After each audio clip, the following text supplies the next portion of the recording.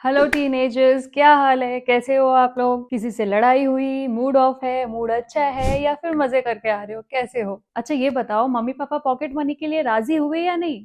नहीं माने तो एक लास्ट काम करो, मम्मी को मना लो कैसे भी। मम्मी अपने आप पापा को मना लेगी। तो चलो देर नहीं करते हैं, स्टार्ट करते हैं fourth chapter, which is the 3 jar challenge. Episode 3 में हमने देखा पेरेंट्स से कैसे नेगोशिएट करना है, कैसे हमें डेटा पुट करना है, अपना बजट दिखाना है, लर्निंग के पर्सपेक्टिव से पॉकेट मनी मांगना है, ये हमने देखा। अब आज हम देखेंगे रियल चैलेंज कि पॉकेट मनी मिलने के बाद हमें पॉकेट मनी मैनेज कैसे करना है। अक्सर पॉकेट मनी मिलने के बाद हमारे दिमाग में बहुत सारी चीजें चलने लगती है। पॉकेट मनी मिली है, पार्टी करें, कोई बुक खरीद ले, या फिर सेविंग्स करें। इस समस्या को खत्म करने के लिए वर्ल्ड का सबसे सिंपलेस्ट 3 जार चैलेंज रूल हम फॉलो करेंगे। ये बहुत ही सिंपल और इफेक्टिव रूल है जिसमें हम अपनी पॉकेट मनी को 3 जार में डिवाइड करेंगे। इमेजिन कीजिए आपके पास 3 जार है, या तो आप इसको 3 जार समझ लीजिए, या फिर 3 पर्स रख लीजिए, या फिर ये समझिए कि पॉकेट मनी को 3 जगह हमें डिवाइड करना है। फर्स्ट जार होगा स्पेंड जार, खर्च वाला जार,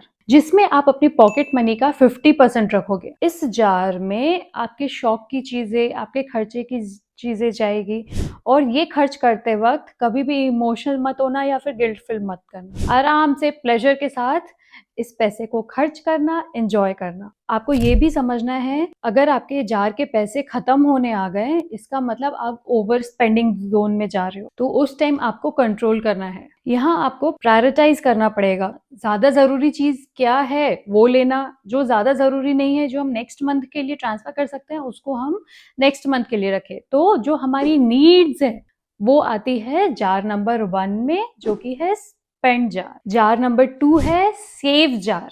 आपके पॉकेट मनी का 25% इस जार में जाएगा। ये पैसा खर्च करने के लिए नहीं है, ये आपके इमरजेंसी फंड या फिर आपके सपने पूरे करने के लिए है। अगर आपको कोई स्पोर्ट्स गियर चाहिए, आपको कोई शूज नहीं चाहिए, तो ये जार आपको मदद करेगा फ्यूचर में वो चीज लेने के लिए। आप ऐसा भी कर सकते हो, इस पैसे को ऐसी जगह रखो जो आपको बार बार दिखे ना, तो आप टेम्प्ट नहीं होगे ये पैसे से, इस जार से पैसे खर्च करने के लिए। आप इसको मम्मी के अलमीरा में रख सकते हो, आप एक अलग बैंक अकाउंट बना सकते हो जहां पर आपका सेविंग वाला अमाउंट जाता रहे, या फिर आप एक पिगी बैंक में भी रख सकते हो। तो आप छोटी छोटी सेविंग्स उससे करोगे, उससे 6 महीने बाद, साल भर बाद, जब भी आपका अमाउंट कंप्लीट हो जाए, आप उससे अपने सपने की चीजें ले सकते हो, भले वो लेगो सेट ही क्यों ना हो, है ना।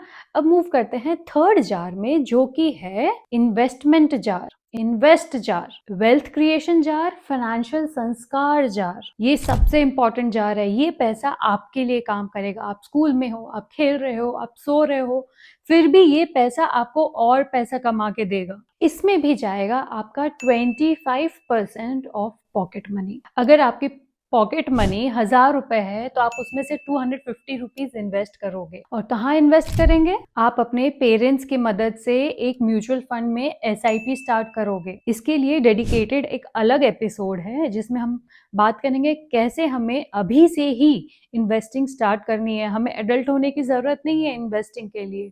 हमारे पेरेंट्स ने हो सकता है टीनेजर्स में इन्वेस्ट नहीं किया हो, पर आप वो जनरेशन हो जो अभी से इन्वेस्ट करोगे, अपने पॉकेट मनी से ही वेल्थ क्रिएट करोगे। अगर आप आज 14-15 साल के हो, टीनेजर हो, और अभी से आप इस जार पे फोकस करोगे, तो जब आप बड़े होगे तो ये एक बड़ा वेल्थ ट्री जैसा बन जाएगा।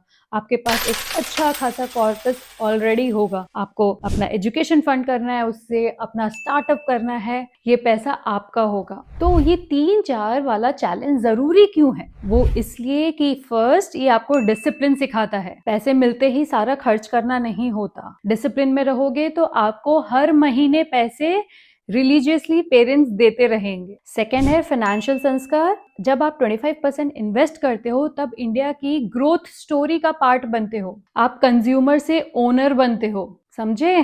थर्ड है नो मोर स्ट्रेस। जब आपके लिए आपके हर जरूरत का अलग अलग जार है, तो आपको स्ट्रेस लेने की जरूरत नहीं है। आप महीने के अंत में ब्रोक फील नहीं करोगे, आपके पास पैसा फिर भी होगा। समझ में आया ये 3 जार चैलेंज जरूरी क्यों है?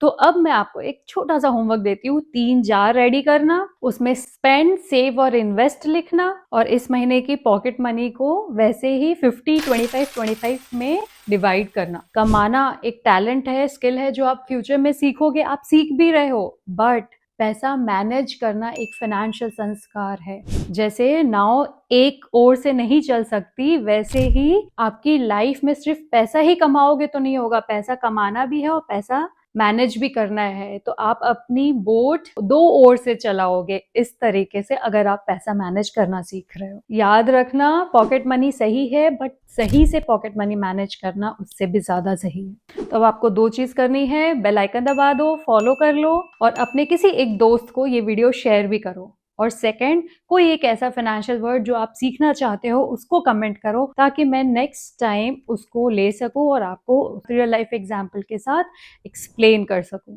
सो ये था हमारा 4th episode, the 3 jar challenge. मिलते हैं नेक्स्ट एपिसोड में, टिल देन के लिए बाय।